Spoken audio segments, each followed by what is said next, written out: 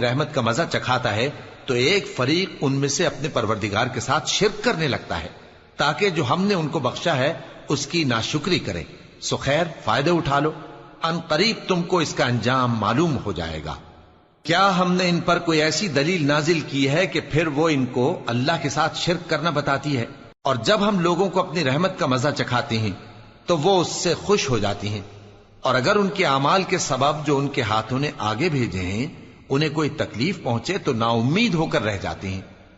کیا انہوں نے نہیں دیکھا کہ اللہ ہی جس کے لیے چاہتا ہے رزق فراخ کرتا ہے اور جس کے لیے چاہتا ہے تنگ کرتا ہے؟